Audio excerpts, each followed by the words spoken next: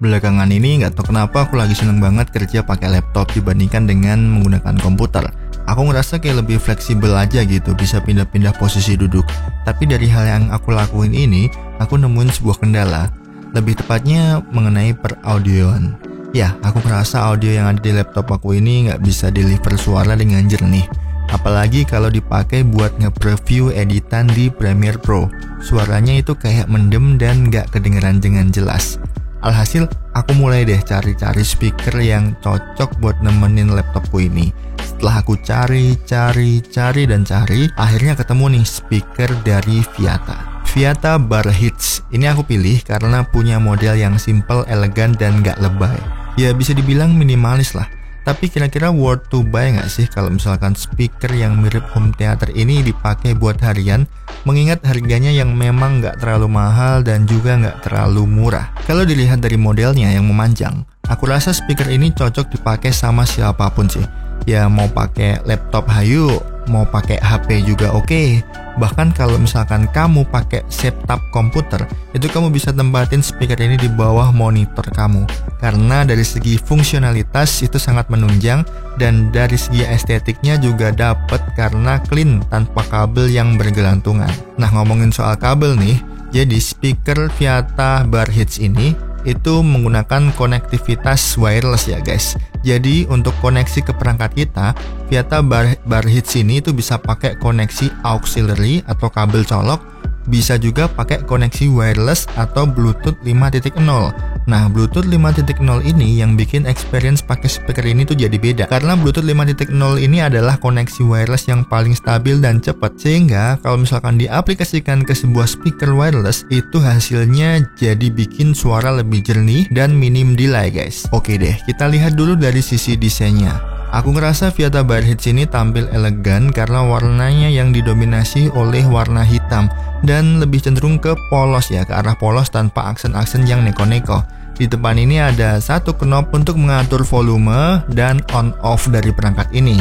Memang sistem knob puter-puter kayak gini itu terkesan jadul, tapi justru knob puter-puter kayak gini itu memberikan kita feel dalam mengatur volume suara dengan lebih seamless. Sama satu lagi, ada ambient lights warna biru sebagai indikator posisi menyala atau mati untuk perangkat speakernya ini guys. Nah, untuk bagian atasnya itu ada beberapa tombol fisik untuk mengatur lagu yang kita putar dari microSD.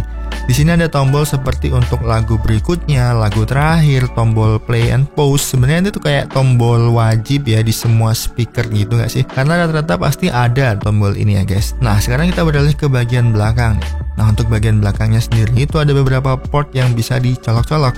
Dari mulai port USB A seperti ini, kemudian port micro USB, kemudian slot micro SD, dan port colokan auxiliary yang kabelnya juga disertain di paket penjualannya.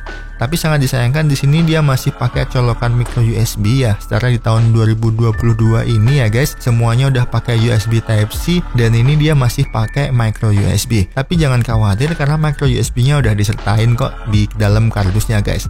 Nah, untuk materialnya sendiri ini tuh dibilang dari ABS dan metal. Ya, kalau misalkan kalian rasain teksturnya itu emang mirip plastik, tapi untuk kualitasnya itu dia lebih bagus dan lebih solid dibandingkan plastik biasa. Jadi lebih rigid gitu guys. Tapi yang paling diunggulkan dari produk ini adalah di bagian kualitas audionya yang punya kualitas home theater.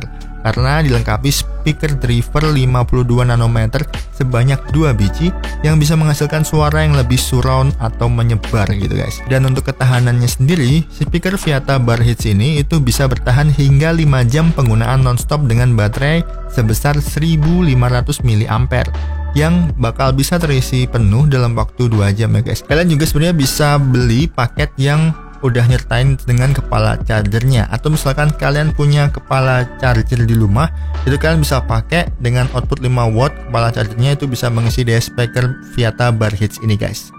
Nah, kita sekarang ngomongin kualitas suaranya dan dengerin secara langsung aja yuk.